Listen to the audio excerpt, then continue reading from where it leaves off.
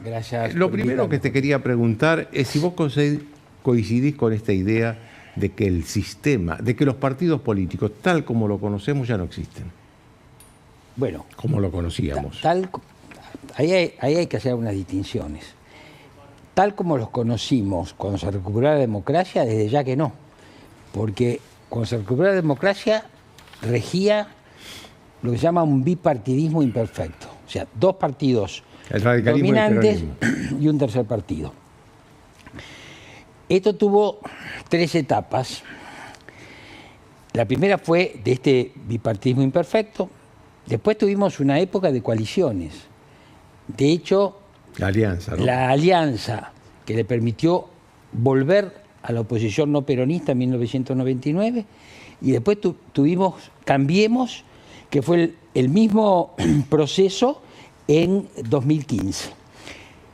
Y ahora estamos en una tercera fase, donde yo creo que el dato central es lo que está pasando con el PRO.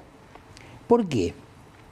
Porque en esta amplia bibliografía donde los politólogos dicen los partidos están en decadencia, la Argentina alumbró a un partido, el PRO, creado por Mauricio Macri, un partido con una burocracia organizada, con cuadros profesionales. Sí, que empezó siendo un partido vecinal y terminó en la presidencia. Con implantación territorial nacional y con votantes conscientes y autónomos. Prácticamente un partido concebido de un modo clásico según la regla de la democracia occidental. El PRO, además, generó otro fenómeno. El PRO, en lo que es el pensamiento de Mauricio Macri, es un partido que uno puede decir de derecha. ¿Una derecha moderada? Sí. Por primera vez una derecha llegó al poder en la Argentina mediante el voto. O sea, el PRO, una gran novedad, y el PRO, una bocanada de frescura. Pero veamos ahora el PRO, ¿no es cierto? Es decir, la defección del PRO, ¿qué genera? ¿Cuál es el cuadro que yo estoy viendo? Un peronismo en una fase muy crítica, muy complicada, sin liderazgos, perdió sentido para la sociedad, perdió votos, etc. El radicalismo hace tiempo que está en decadencia, tiene una federación de gobernadores. La Libertad Avanza, yo le llamo una pyme familiar. La Libertad Avanza depende de... ¿Te referías a Milei y a la hermana? Por supuesto, y es una pyme porque es un partido que recién empieza. Y tenemos prácticamente desguazado o rifado al PRO. Entonces, bueno, creo que estamos en un punto y el peronismo particularmente también tiene complejo. sus problemas, ¿eh? ¿Cómo? El peronismo también tiene sus problemas, ¿eh? No, a ver, yo he hecho, que lo publiqué hace años en La Nación, una columna que se llamaba La Casa Peronista, donde yo planteaba que el peronismo es como una casa con dos plantas. En la planta baja viven los dueños, en la planta alta viven los presidentes. Los dueños le alquilan a los presidentes. Y los presidentes tienen que cumplir un contrato y además tienen que pagar un alquiler, que lo pagan de las más diversas formas. Muy bien, cuando se cumple el contrato, tiene que devolver la llave y los dueños del peronismo tienen que volver a ver si va a haber un nuevo inquilino. Alguien me preguntó cuando yo expuse esto, ¿por qué los dueños del peronismo no son ellos los que ocupan el primer lugar? No, porque en general los dueños del peronismo no son personajes que cuenten con la apreciación de la opinión pública. Son impresentables. Bueno, eso lo decís vos, yo no lo digo. Pero ¿qué es lo que me pareció ahora en una actualización de la Casa Peronista? Bueno, se quedó la señora de Kirchner en el primer piso, no quiere devolver la llave, y el peronismo está tan desorganizado que tampoco se la reclama y no sabe qué hacer con ella. Y ahí hay un problema, que es un problema no solamente del peronismo, sino de la política argentina, que es el proceso sucesorio. Un querido amigo que vos recordarás, Carlos Floria, gran politólogo, sí, me decía a mí, Eduardo, el gran tema de la política argentina es la sucesión del peronismo. Creo que ese tema se agravó, ¿no es cierto? Porque es la sucesión de Cristina Kirchner, pero también es la sucesión de Mauricio Macri, por ejemplo. Los dos líderes que dominaron la política argentina por 20 años, pero ahora están en declinación. Entonces, estamos efectivamente en un punto muy complejo. Pero quisiera agregar algo más sociológico. Sí, pero déjame hacerte una pregunta para terminar con el tema. ¿Qué le pasó al radicalismo? Porque una cosa es el radicalismo que venía en decadencia, pero que pudo hacer la coalición con el PRO, con la coalición cívica y llegar al gobierno. Y otro es el radicalismo de ahora, que no tiene conducción. No conocemos al día de hoy cuál es la posición de la conducción nacional del radicalismo sobre las próximas elecciones de octubre. No lo sabemos porque prácticamente esos órganos directivos no están funcionando. Ahí hay que hacer una observación, que ya se ha hecho en realidad. El radicalismo en un determinado momento, que yo creo que coincide con la crisis de 2001 y la salida de Fernando de la Rúa, deja de ser un partido con aspiraciones nacionales y pasa a territorializarse y logra, como fueron las últimas elecciones, bueno, éxitos en las provincias. Pero ahí hay muchas lógicas distintas, ¿no es cierto?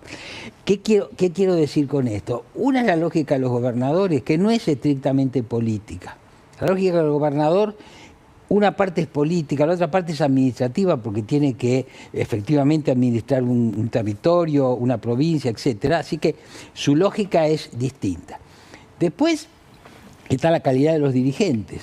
Por ejemplo, si uno mira los sondeos de opinión, Lustó, en un momento, no hace mucho, fue un político de los que estaban mejor rankeados en nuestros rankings de imagen. Bueno, de hecho, hubo una elección con Rodríguez Larreta, jefe de gobierno, en la segunda vuelta que... Y un político, Lustó, un político y sin embargo, valioso. Hoy está en el peor lugar en las encuestas. Bueno, está en un mal lugar. No hay una renovación de dirigentes y hay además algo más que pasa en la consultoría política. Alguien que venga desde la Unión Cívica Radical con la pretensión de ganar una elección, es muy difícil que lo pueda hacer a través de la divisa de su partido. Por eso yo digo, en mi rescate del PRO, el PRO era una combinación bastante aceptable entre liderazgos y el sello, el partido. Ahora, sobre la crisis del radicalismo podríamos extendernos mucho más, pero yo quería hacer una observación de tipo más sociológica, que es la siguiente. Para que existan partidos políticos, tiene que haber una apreciación de la acción colectiva. ¿Por qué? Y bueno, porque los partidos políticos son organizaciones y son instituciones, y las organizaciones y las instituciones tienen reglas impersonales para orientar la acción de los miembros del partido. ¿Y qué sucede si los miembros del partido se rigen por su apetencia individual? Bueno, es que el partido no puede existir. Entonces uno ve que debajo de los partidos se empiezan a generar carreras políticas individuales que entran en colisión y que en lugar de haber una competencia ordenada para ver quién es el mejor candidato, etcétera, no, lo que hay son, vuelvo a decir, individuos. Yo voy a decir algo, estamos en horario de protección al menor. Hace muchos años... No yo hice... No, de Guelar no, ¿eh? No, perdón. Yo, hace muchos años, viendo estas etapas, ¿no es cierto? El bipartidismo, las coaliciones y después la desorganización, yo le llamé a la primera etapa la etapa de la monogamia, a la segunda de la poligamia, a la tercera le llamé la orgía. ¿Por qué? Porque desde el punto de vista de la antropología, puedo estudiar la monogamia, puedo estudiar la poligamia, los antropólogos han estudiado. Ahora, la orgía como fenómeno es un fenómeno de conexiones individuales, de pulsiones, de desorganizaciones, Claro. Hay muchos chistes sobre eso, esto sí no lo podemos decir. Entonces, si la acción individual rige sobre la acción colectiva, estamos complicados. Y ahí viene otra cosa más, que es lo siguiente. Por ejemplo, en Estados Unidos se discute, ¿Partido Republicano es el Partido Republicano que conocemos o es el partido de Donald Trump? Porque si es el partido de Trump, quiere decir que un líder se lo puso en el bolsillo, se lo apropió. No, hasta ahora parece que es así, ¿eh? Bueno, esto lo que dicen los que cuestionan y ven la crisis de los partidos, dicen eso. Pero acá hay una cosa para plantearse. El PRO, que termina aliado de esta manera con la Libertad Avanza, ¿es la misma organización que gobernó este país o terminó siendo el partido de Macri? Al principio fue el partido de Macri. Macri después lo institucionalizó, llegó al gobierno. Bueno, ahora parece que en el final del recorrido vuelve a ser el partido de Macri. Y eso es lo que están sintiendo mucha gente del PRO, ¿no es cierto? Que esto era nuestro también, pero resulta que ahora no es más nuestro. Ahora, déjame que te haga una pregunta sobre eso, porque acá la discusión fundamental dentro del PRO es si Macri debía aliarse o no con Milei. Macri decidió aliarse y entonces los que decían que no tenía que aliarse son los que están provocando o una crítica pública o se van del partido, en fin. Para tu criterio, ¿Macri debería aliarse o no? Bueno, por todo lo que yo dije antes, supongo que no, lo que pasa es que acá hay otra cuestión que hay que considerar. Los Trump, los Milei, los Bolsonaro representan lo que hoy se llama la nueva derecha. Es una derecha radicalizada en relación con la derecha anterior. Entonces ahí hay que ver cómo esa derecha radicalizada y la derecha moderada se vinculan. Bueno, en Estados Unidos, en parte, el Partido Republicano se puede llamar el partido de Trump, porque Trump, con muy pocas excepciones, absorbió a todos, ¿no es cierto?, a los que eran de una derecha más radicalizada, que eran los suyos, más lo que eran la derecha moderada del Partido Republicano. Algunos muy notorios quedaron afuera, como los Bush, por ejemplo, pero junto a todos. Si uno va a España, bueno, el PP y Vox nunca llegaron a converger. Cierto que fuera del poder. Aquí había...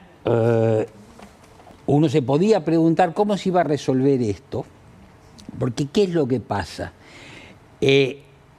Al defeccionar el PRO y mimetizarse con la nueva derecha, bueno, deja de haber una derecha moderada en la Argentina y hay algo que no es sostenible en el discurso de Macri, porque Macri termina suscribiendo este acuerdo, pero Macri estaba diciendo, solo con el equilibrio fiscal no alcanza si no se respetan ciertos procedimientos. Lo sigue diciendo. Bueno, pero entonces es que no se entiende. Claro. No se entiende. Y la verdad que los dirigentes políticos tienen que ser claros. En esto, Milei es un maestro. ¿De qué? De la claridad. Me gusta la claridad, de Milei o no me gusta, pero yo digo, es un atributo. Déjame hacerte una pregunta sobre eso. Vos acabas de decir que la Libertad Avanza es una pyme familiar, porque efectivamente existe el Milei Javier, Karina Milei, y no hay una convención de la Libertad Avanza, no hay un comité nacional, nada. Ahora, ¿por qué yo veo, como nunca vi antes, tanta gente desesperada por aliarse con la Libertad Avanza? De otros partidos, del PRO, del radicalismo. Bueno, pero ahí está la respuesta. En primer lugar lo hemos visto ya, pero... No, pero no de esta manera la respuesta. Tan obscena. ¿Por qué? Porque hoy la foto con Milei es un muy buen negocio. Porque la gente valora o pasa a valorar de la nada. Nosotros hemos hecho test sobre eso. Un dirigente que a lo mejor no es conocido y uno le informa al público, pero está con Milei, y eso ya significa un crecimiento. Entonces, pero vuelvo, esas son las lógicas individuales. Porque yo, ¿qué quiero hacer? Quiero saltar de mi partido, sacarme la foto con Milei, amigarme con él, y entonces estoy pensando en mi carrera individual, no estoy pensando en mi partido. Bueno, eso es un ejemplo. Las candidaturas testimoniales, de alguna manera, también lo son, ¿no es cierto? Porque es claro, cada intendente está pensando en él. Bueno, ahora, cuidado con el deber ser. Primero, esto es lo que es, y acá hay un punto importante. La llegada de Milei llega con una palabra mágica que se llama la casta. Que no hace mucho que no habla de la casta. Sí, pero hay una cosa muy importante. Hay una cosa importante. Con eso él describe a un estrato que estaba monopolizando los privilegios. Y la gente dice, esto que dice Milei es lo que yo sentía, pero no lo podía decir. Muy bien. Milei lo que viene a decir en otros términos, acá hay una crisis de representación, porque la casta no representa. Voy a representar yo. Pero claro, por una ley que se llama la ley de hierro de las oligarquías, cuando se llega arriba, es muy difícil, ¿no es cierto?, desprenderse de ciertas características del que está arriba. Entonces ahora se está creando, casi inevitablemente, por una ley sociológica, una oligarquía o casta propiciada por aquel que dijo, con cierta ingenuidad sociológica, no va a haber más casta. Estas elecciones pueden significar un triunfo para Libertad Avanza, pero hay que ver cómo ocurre ese triunfo y hay que ver cuánta gente sigue creyendo que Milei representa lo nuevo, cuando él, con 2 años de gobierno, ya incurrió en muchas conductas propias de la política convencional. Decime, ¿cómo ves la elección esta que está por venir? Última pregunta. No.